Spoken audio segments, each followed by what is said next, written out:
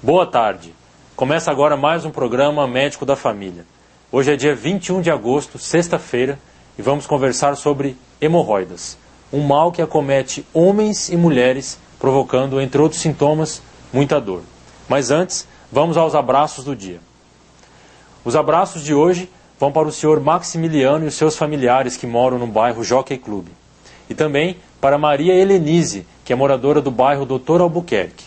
Também para Haroldo e sua esposa Anésia, que são moradores do bairro Vila Margarida. E um abraço especial para Adélia da Silva, que é moradora do bairro Jardim Itália. As hemorroidas, infelizmente, incomodam muitas pessoas. Caracterizada pela dilatação excessiva de veias normalmente existentes ao redor do ânus, a hemorroida pode causar dor, coceira e até sangramento anal. No entanto, apesar do incômodo enfrentado por essas pessoas, a hemorroida requer tratamento. E sobre este assunto, eu converso hoje com o médico gastroenterologista Dr. Aguinaldo Denadai. Dr. Aguinaldo, muito boa tarde, obrigado pela presença. Boa tarde, que eu agradeço a oportunidade. E eu gostaria que o senhor explicasse para quem nos assiste agora o que seria exatamente hemorroida, doutor. Bom, a hemorroida é uma, como já foi citado, é uma dilatação das veias existentes no canal anorretal. Essa dilatação ocorre principalmente por uma pressão venosa persistentemente aumentada nessa região, né, que desencadeia então a dilatação desses vasos. Certo. Quais seriam os sintomas principais que as pessoas podem sentir por ser uma região de difícil visualização de lesões e tudo mais? Exato. Então, o principal sintoma da doença hemorroidária, porque a gente tem que diferenciar da questão, porque às vezes por si só a dilatação desses vasos na região anal não significam doença em si, né? Então tem que diferenciar da doença hemorroidária. A doença hemorroidária é quando aparecem alguns sintomas.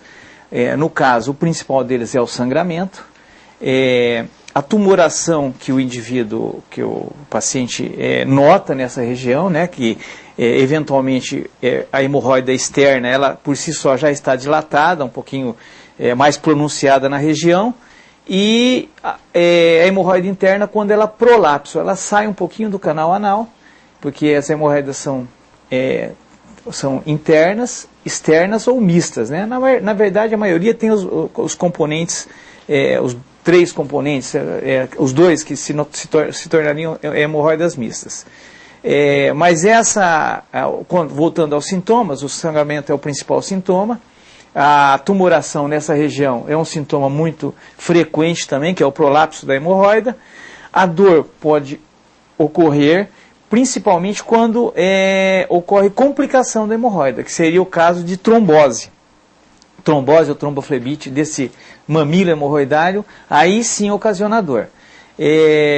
Outras situações são o desconforto na evacuação, a dificuldade de higienização do canal anal, né, situações de irritação da pele, em função de que esses mamilos acabam tendo um pouquinho de mucosa e secretam líquido, então dá uma certa irritação e uma dermatite local, isso incomoda também, podendo causar coceira, irritação.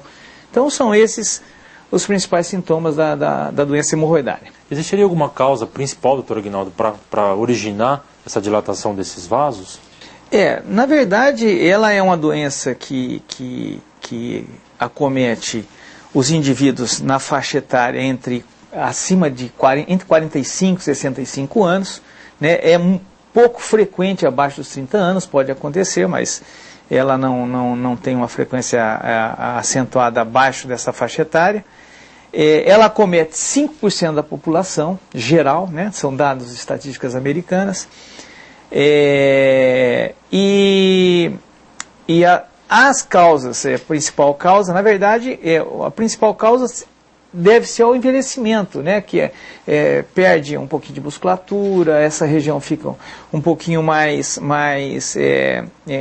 vamos dizer assim, menos resistente e propicia o aparecimento.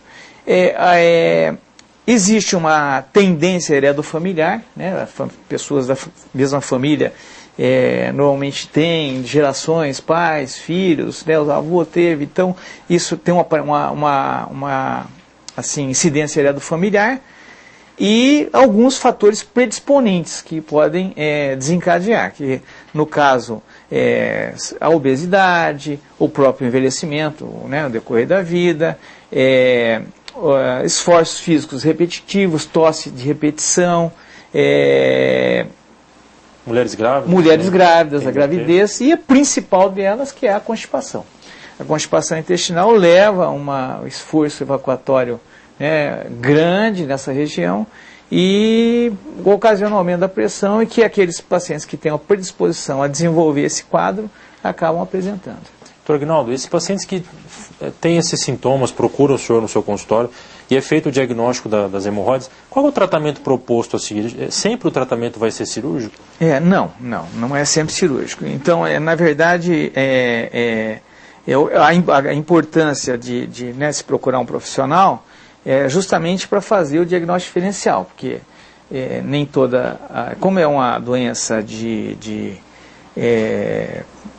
uma constrangedora e tem muitos mitos em cima da doença, o que acontece às vezes é as pessoas se contentarem com receitas caseiras ou de um amigo, vizinho, familiar, o vizinho, e na verdade às vezes não é esse o problema. Então a importância é de se fazer o diagnóstico correto para indicar o tratamento correto. O correto é, logicamente, examinar o paciente, uma boa história, né, o paciente contando todas as situações e os sintomas que ele tem, o exame físico geral para descartar outras doenças e o exame local para determinar em que grau que está essa doença, a hemorroida.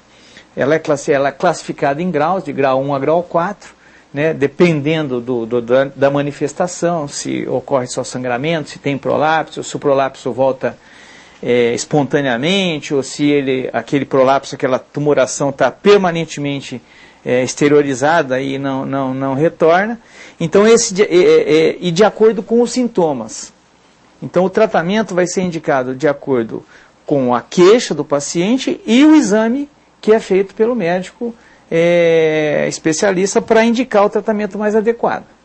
Os tratamentos, eles são de cunho clínico inicialmente, né, para aquelas hemorroidas grau 1, grau 2, você pode instituir uma dieta, às vezes medicamentos sistêmicos, pomadas tópicas, anti-inflamatório, analgésico, e orientação quanto à questão de alimentação, para ingerir bastante fibras, frutas, verduras, cereais, né, ingesta líquida, para facilitar a evacuação, para que aquele esforço evacuatório repetitivo ele cesse, então para que o paciente possa recuperar. Além desse tratamento medicamentoso, existem os tratamentos, são procedimentos não cirúrgicos, tá? Para aquelas hemorroidas internas, que grau 1, 2, mais grau 2 ou grau 3, até grau 3, que então se institui procedimentos que são procedimentos tipo a ligadura elástica da hemorroida, que é um dos mais preconizados para a hemorroida grau 2 interna, a escleroterapia com injeção de líquidos, né, fenol, para fazer uma esclerose desse local, a crioterapia, que é a cauterização através de nitrogênio líquido, e os procedimentos cirúrgicos, né, que são, pode ser o cirúrgico convencional, que é o tratamento em retirada do mamilo, que é um tratamento mais definitivo, e agora novos procedimentos que usam os grampeadores e outros procedimentos que usam até o anoscópio com um Doppler na ponta, localizar o vaso e fazer uma ligadura do vaso. Então são várias modalidades de tratamento que devem ser vistas pelo médico, né? E após uma cirurgia para hemorroides, quando existe a necessidade de operar, a pessoa pode novamente ter hemorroida no futuro? Bom, mas eu quero que o senhor responda para nós essa pergunta daqui a pouco, logo após os nossos comerciais. Não saia daí.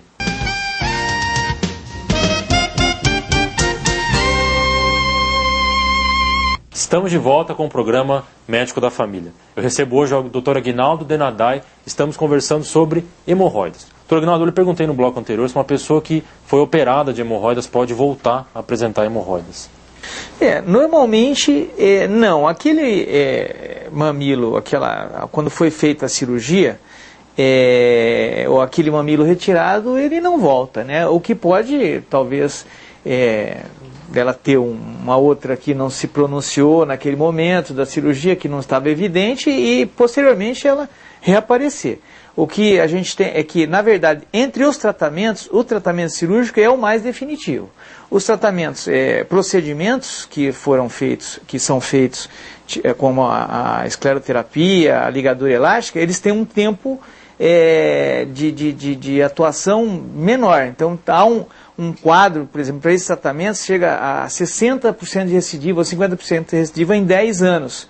Quer dizer, então, não foi abordado totalmente aquele pedículo, e aí ele acaba dilatando novamente e tal. Mas a cirurgia, quando se retira todo o pedículo, ela é mais definitivo, né? E existe aquele conceito que as pessoas dizem que as pessoas que são portadoras de hemorroida têm determinados alimentos que não devem ser ingeridos, que podem causar alguns sintomas. Isso é verdade ou é mito, doutor Aguinaldo? Tem relação, sim. Na verdade, algumas recomendações em relação à questão de ingesta alimentar, normalmente os pacientes, não que ele desencadeie, que vai desencadear ou vai formar hemorroida. Mas, por exemplo, os condimentos, a pimenta, o excesso de álcool são vasodilatadores e também são irritantes. Então, aquelas pessoas que têm a doença e fazem ingesta de grande quantidade desses alimentos vão ter um desconforto, sim, e vão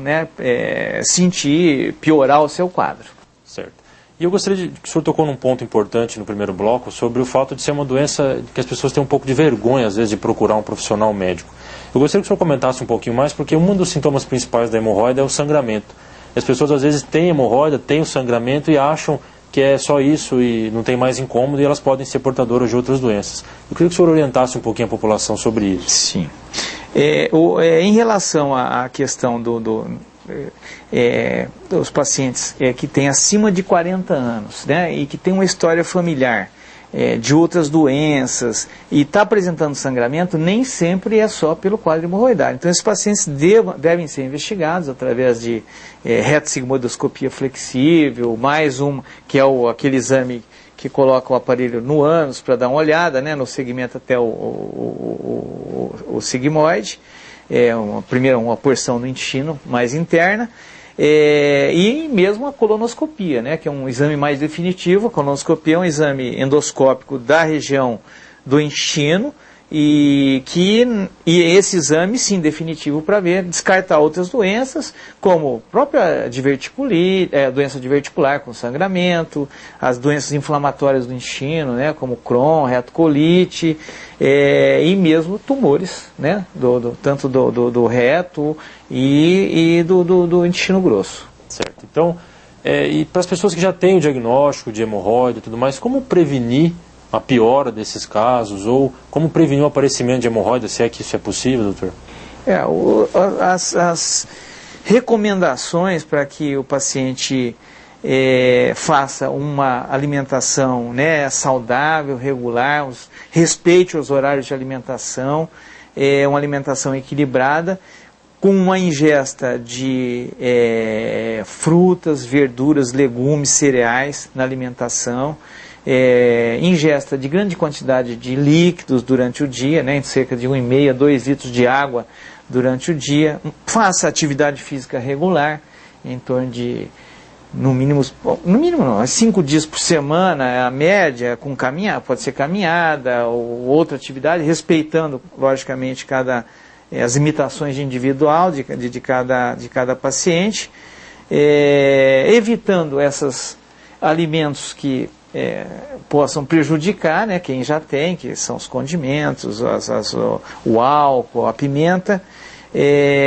Dá atenção também para a questão da alimentação, evitar excesso, porque o paciente às vezes comer só alimentação que tem carboidrato, né, doces, massas, ou farináceos, pão, bolacha, que são alimentos que não fazem resíduo fecal para fazer uma evacuação satisfatória, adequada, que acaba ressecando, né? E para aquelas pessoas que fumam, doutor?